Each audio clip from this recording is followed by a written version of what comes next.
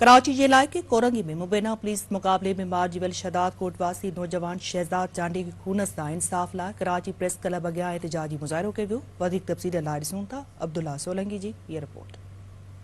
कराची जे कोरंगी वारे इलाइक़े मेरान टाउन में पुलिस जे मुक़ाबले में मारिजी वियल शहदाद कोटवासी शहजाद चांडियो जे वारसनि वकीलनि ऐं ॿियनि प्रेस क्लब ॾाढो एहतजाजी मुज़ाहिरो कंदे सिंध पुलिस मुर्दाबाद ऐं इंसाफ़ खपे जी नारेबाज़ी कई।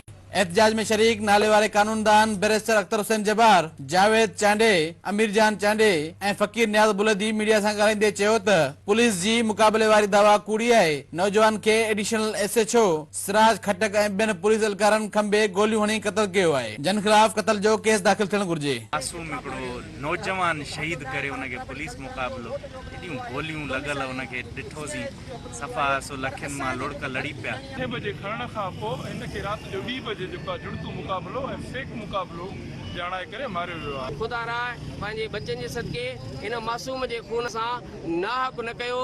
अल्लाह जी लठ बेआवाज़ मथां उहा तव्हां जे मथां कड़के। अगर का उन ते NC का FIR आहे त हे दलो जेको आहे पेश करे, को हुनजो क्रिमिनल रिकॉर्ड आहे त पेश करे। वो मासूम वीचारो हिते मज़दूरी कंदो, हुनखे खणी करे बरबरियत दहशतगर्दी गुंडागर्दी करे हुनखे 16-18 गोलियूं हणी हुनखे गली में फिटी कयो आहे। एहतजाज कंदड़नि वधीक चिता ॾींदे चयो त जेकॾहिं मुलविस पुलिस एहलकारनि ख़िलाफ़ केस दाख़िल न थियो त सुभाणे खां एहतजाजी तहरीक हलाई वेंदी। अब्दुल्ला सोलंकी, सिंध न्यूज़, कराची। इन ते इन वक़्त जूं ख़बरूं पूरी थियूं। वधीक ख़बरुनि ऐं अपडेट्स लाइ ॾिसंदा रहो सिंध TV न्यूज़।